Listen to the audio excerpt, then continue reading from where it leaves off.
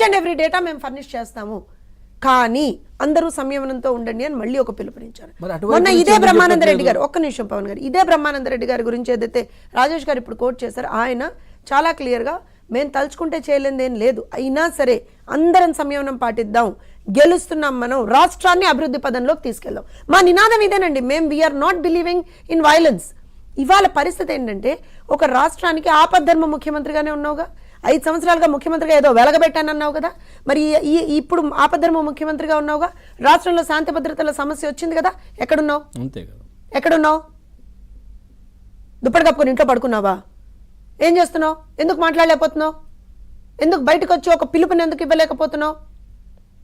సమీక్షలు చేసే అధికారం నీకు లేదు, వి యాక్సెప్ట్, కానీ అట్లీస్ట్ అసలు ఏం జరుగుతోంది అనన్నా తెలుసుకోవా? మాట్లాడక్కర్లేదా? ఎందుకు సార్ ముఖ్యమంత్రి? ఎందుకు చెప్పండి? ఏం చేశారు వీళ్ళు? 5 సంవత్సరాల్లో ఏం చేశారు? గాడిదలు కాశారు ఒక్కొక్కళ్ళు. ఇవాళ వచ్చి కూడా ఇంత క్రిటికల్ సిచ్యువేషన్లో కూడా మళ్ళీ అదే చేస్తానంటున్నాడు. ఇవాళ ఒక్కొక్కళ్ళు ఎంత బాధ కలుగుతుంది అని అంటే, కార్యకర్తల మీద దాడులు జరుగుతున్నాయండి. మొన్న తిరుపతిలో ఒక గర్భిణీ స్త్రీ మీద కేవలం తెలుగుదేశం పార్టీకి ఓటేసింది అనేటువంటి ఒకే ఒక్క కారణం చేత విచక్షణారహితంగా దాడులు చేశారు. ఒక తెలుగుదేశం పార్టీ కార్యకర్త ఏమంటారంటే మెడ ఇచ్చేశారు, పిల్లలపైన మెడపైన కత్తి పెట్టి ఆయన ఏజెంట్ బయటకు రమ్మని చెప్పారు. అలానే మాచర్లో ఘటన అయితే ఆ రోజు మనకు పోలింగ్ లో ఏం జరిగిందో చూసాం, పోలింగ్ డే రోజు. ఇంత అరాచకం చేస్తూ కూడా నిస్సిగ్గుగా బయటకు వచ్చి నన్ను మించినోడు లేడంటాడా? సిగ్గుపడాలి కదా. కాన్ఫిడెన్స్ నా మొహం సార్, మీరు వాళ్ళు ఊరికే కాన్ఫిడెన్స్ నా మొహం. అక్కడ నేను చెప్పా కదా ఇందాక మీకు చెప్పా కదా, అన్నీ ఉన్న విస్తరి అణిగిమణిగి ఉంటుందండి. ఏమీ లేని విస్తరి ఎగిరెగిరి పడుతుంది. ఎగిరెగిరి పడి ఏం చేస్తుంది? గాలి కొట్టుకుపోతుంది. అదో గాలి పార్టీ.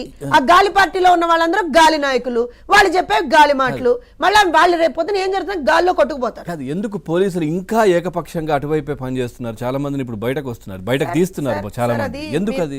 మీరు ఒక విషయం గమనించాలి, స్వామి భక్తి అనేటువంటిది పాప నరాల్లో వాళ్ళకి అలా ఇంబైబై ఉంది. హిప్నటైజ్ చేసిండ్రా వాళ్ళని మొత్తం? ఏంటది హిప్నోటిజమా నా మొహమా, కానీ ఎవరికి వాళ్ళకి ఒక బెనిఫిట్స్ ఇచ్చారు. ఇప్పుడు ఆయన అంటే హీ కెన్ టాక్, ఆయన న్యూట్రల్ పర్సన్ కాబట్టి ఆయన సార్ నిజాలు అలా చెప్పేయగలరు. మాకు కొన్ని లిమిటేషన్స్ ఉంటాయి. అధికారుల్ని అంటే ఆన్ విదౌట్ ప్రాపర్ థింగ్ నేను మాట్లాడలేను.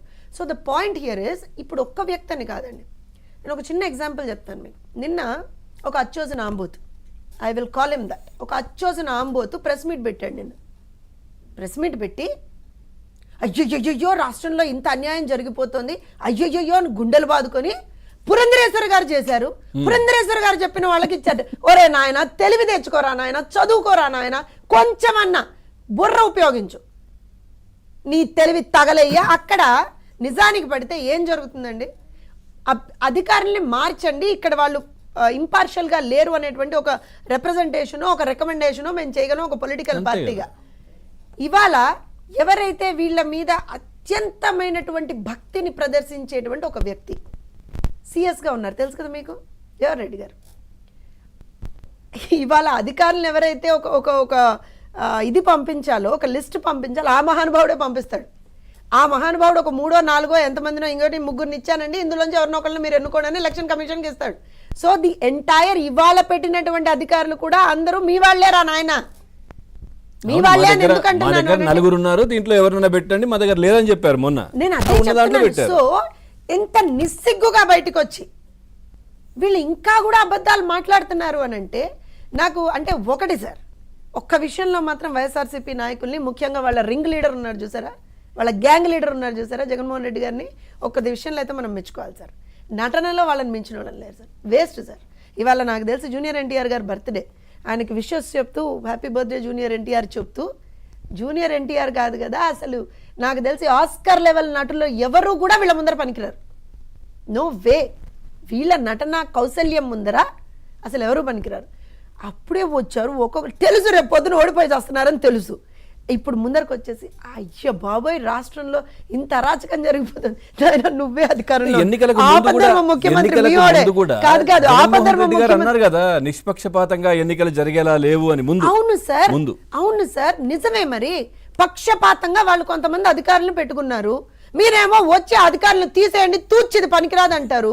ఇంకా అక్కడ నిష్పక్షపాతంగా ఎలా జరుగుతాయి చెప్పండి వాళ్ళకి సంబంధించినటువంటి ఎన్నికలు. అయినా మీరు ఇక్కడ ఇంకో విషయం మర్చిపోయారు. సజ్జలు ఉన్నాడు తెలుసు కదా మీకు, ఆయన నాకు తెలుసు సార్ తిరుపతి ఎన్నికలప్పుడా సార్, లేదా ఎమ్మెల్సీ ఎన్నికలప్పుడు, ఎమ్మెల్సీ ఎన్నికలప్పుడు ఓటర్లు వేరే, మా ఓటర్లు వేరే అన్నాడు. ఇవాళ కూడా సార్ వాళ్ళ ఓటర్లు వేరే, వాళ్ళ రాష్ట్రమే వేరే, వాళ్ళ 151 వేరే, వాళ్ళ 23 వేరే, వాళ్ళది మొత్తం వ్యవస్థనే వేరే సార్. మీరు ఎందుకు అంత అంత అంత పాపం జగన్మోహన్ రెడ్డిని కూడా ఏం అనకండి మీరు. ఇప్పుడు లండన్ వెళ్ళారు ఆయన, heal get better and come back, don't worry, ఆరోగ్యంగా తిరిగి వస్తారు. ఏంటి అర్థం కాలేదు. అంతే కదా సార్, లండన్ వెళ్ళాడు కదా సార్. ఎందుకు వెళ్తాడు సార్ లండన్? తెలుసు కదా ముఖ్యమంత్రి వర్యులు పాపం లండన్ ఎందుకు వెళ్తాడో తెలుసు. లేకపోతే వినండి, ఎందుకు వెళ్తున్నానని చెప్పాడు, కూతుళ్ళ దగ్గరికి వెళ్తున్నానని చెప్పాడు, రైట్? మొన్న చూస్తేనే వాళ్ళ అమ్మాయిలు ఇక్కడే ఉన్నారు. సరే పోనీ కలిసికట్టుగా మళ్ళీ అందరూ వెళ్ళారు, పోనీ వెళ్ళారని అనుకుందాం. ఎప్పుడు చూసే లండన్ కే మళ్ళీ విహారయాత్రకు. సార్ మీరు ఏంటి, మీరు ఏమన్నా జగన్మోహన్ రెడ్డి అనుకుంటున్నారా, లేకపోతే మీరు ఏమన్నా వైఎస్ఆర్సీపీ అనుకుంటున్నారు? మీరు ఎక్కడికి వెళ్ళాలన్నా వాళ్ళే చెప్పాలి, అలా ఏం ఉండదు సార్, వాళ్ళ ఇష్టం సార్, ఎక్కడికన్నా వెళ్ళొచ్చు. అయితే నా పాయింట్ ఏంటంటే ఇక్కడ లండన్ అని ఎందుకు అంటున్నా అంటే, నాకు తెలిసి ఐ థింక్ వాళ్ళకి సంబంధించినటువంటి ఒక వ్యక్తే చెప్పారు సార్, అవును జగన్మోహన్ రెడ్డి గారు కొంత ట్రీట్మెంట్కి అక్కడికి వెళ్తారని చెప్పారు. షర్మిల గారు అన్నారా?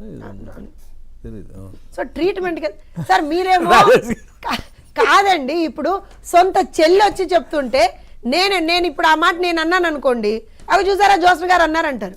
అది నిజమే, ఎవరో చెప్పారు సార్, పోనీ సార్ ఎవరో చెప్పారు, షర్మిల మాట ఇంకో మాట ఎందుకు సార్? మీకు అసలు ఎవరు ఏమంటారంటే స్వేచ్ఛగా స్వేఫ్గా ఉండడం మీకు ఇష్టం లేదా?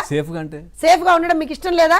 ఏదో పాపం విజయం ఆయనకే భయపడి వెళ్ళిపోయింది కదా, చాలా మాట్లాడాలని వెళ్ళిపోయింది కదా, వెళ్ళిపోయింది. ఒక్క నిమిషం, నేను ఏమంటున్నా అంటే ఇవాల్టి రోజున ఎవరో చెప్పారు, ఏం చెప్పారు, ఆయన